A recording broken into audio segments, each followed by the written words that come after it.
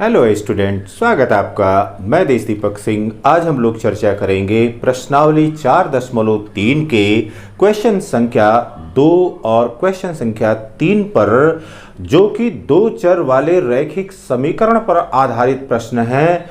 अब यहाँ पर आपको बताया हुआ है कि जब हम दो चर के रैखिक समीकरण लेते हैं तो दो चर के रैखिक समीकरण में आप देखते हैं कि दिए गए समीकरण के अनंत हल हो सकते हैं, इन्फिनिटली अनंत हल हो सकते हैं। तो यहां पर जो भी प्रश्न दिया गया है उस प्रश्न में सबसे पहले देखिए, क्वेश्चन नंबर 2 में कह रहा है कि बिंदु 2 और 14। तो यहां पर पॉइंट क्या दिया गया है? पॉइंट हमको दिया गया है 2 और 14। इसका मतलब है कि यह निर्देशांक है, यह निर्देशांक है या कोऑर्डिनेट है। और किसका कोऑर्डिनेट है? ये देखिए, यहां पर यह x है और यह किसके बराबर है? यह y के बराबर है। तो अब यह x बराबर 2 दिया गया है और y बराबर कितना दिया गया है? 14 दिया गया है। तो कह रहा है कि बिंदु 2 और 14 से होकर के जाने वाली दो रेखाओं के समीकरण लिखिए।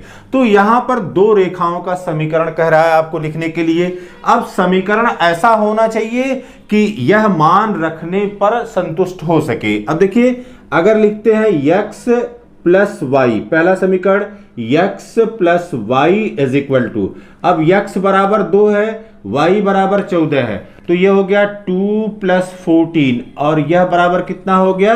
16 हो गया। तो यह पहला समीकरण हो सकता है। फिर देखिए, दूसरा समीकरण इसी तरह से हो सकता है x माइनस वाई बराबर, अब देखिए x बराबर 2 है, माइनस वाई बराबर 16 है, तो 2 माइनस 16 यह बराबर कितना हो गया? माइनस 14। तो यहां पर ये आ गया माइनस 14। फिर देखिए बेटा, इस तरह के अनंत समीकरण हो सकते हैं क्योंकि इसके अनंत हल होंगे।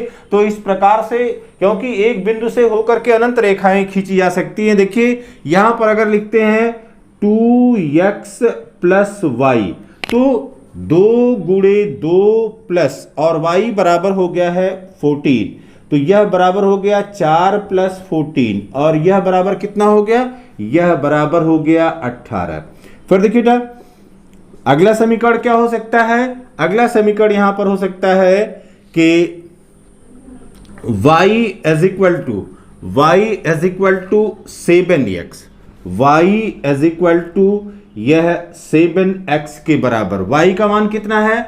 y का मान यहां पर है 14, यह बराबर हो गया 7 इंटू 2। लेफ्ट हैंड साइड और राइट हैंड साइड का मान बराबर होना चाहिए। तो देखिए x plus Y is equal to 16, x minus y is equal to minus 14, 2x plus Y is equal to 18, फिर y is equal to 7x। इस तरह के आप जितने समीकरण बनाने चाहें आप उतने समीकरण बना सकते हैं। यहां पर देखिए, जैसे लिखें x plus 2y, x plus 2y, अब यह बराबर हो गया 2 प्लस 2 इंटू और y इज इक्वल टू कितना है? 14 है, तो यह बराबर हो गया 2 प्लस और यह हो गया 28 और यह बराबर हो गया 30, तो x plus 2y is equal to 30। अब ये यहां पर देखिए 5 समीकरण हमने बनाया है। यहां पर कह रहा था कि केवल दो रेखाओं के समीकरण खींचिए। आप इसी प्रकार से और भी बहुत से समीकरण खींच सकते हैं। फिर देखिए आगे कह रहा है, इस प्रकार की और कितनी रेखाएं हो सकती हैं और क्यों।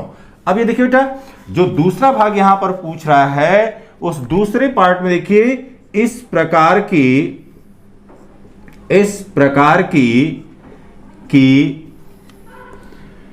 अनंत रेखाएं हो सकती हैं। इस प्रकार की अनंत रेखाएं हो सकती हैं। क्यों? अब यहां पर देखिए, यह बिंदु है, कोई बिंदु है, क्योंकि यही पॉइंट दिया गया है 2 और 14, यह बिंदु है 2 और 14। अब देखिए, इससे हो करके आप जितनी चाहे उतनी रेखा आप खींच सकते हैं, जितना, क्योंकि इस तरह से अनंत रेखा है। तो किसी बिंदु से होकर के जब अनंत रेखाएं खींची जा सकती हैं तो इस प्रकार से अनंत रेखाएं इसकी हो सकती हैं, अथवा दो चर में दो चर में सरल समीकरण अनंत हो सकता है। तो ये बात हो गई, सिंपल सी बात कि जो निर्देशांक दिया गया था उस निर्देशांक के आधार पर आपने समीकरण प्राप्त कर लिया, और यह बहुत से समीकरण सरल रेखीय समीकरण होंगे और इस बिंदु से अनंत रेखाएं खींची जा सकती है या इस प्रकार के अनंत रेखाएं हो सकती हैं। अब क्वेश्चन नंबर 3 देखिए, इसमें कह रहा है कि बिंदु 3 और 4 समीकरण 3y = α(x+7) के आलेख पर स्थित है। तो अगर आलेख पर स्थित है तो अब क्या होगा, जो यहां पर x और y, क्वेश्चन नंबर 3, यहां पर x और y का मान क्या दिया गया है, बिंदु यहां पर दिया गया है 3 और 4। अब ये देखिए बेटा, x = 3 है एंड y = 4 है। तो अब रेखा का समीकरण क्या है, रेखा का समीकरण यहां पर दिया गया है 3y = α(x+7). तो यह बिंदु किस पर स्थित होगा, यह बिंदु रेखा पर स्थित होगा। यह बिंदु रेखा एक पर स्थित होगा।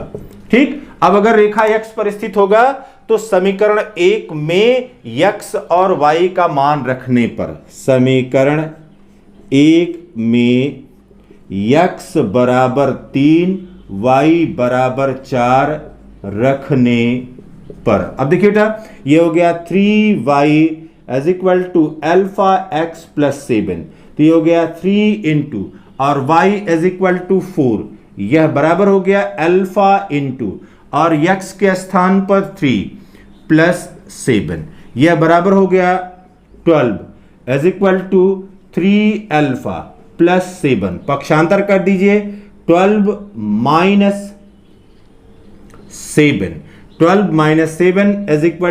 3α। This implies that 5 = 3α, या अल्फा = 5/3। तो यहां पर अल्फा का मान ज्ञात करना था और इस अल्फा को हमने प्राप्त कर लिया कि अल्फा का मान 5/3 के बराबर है।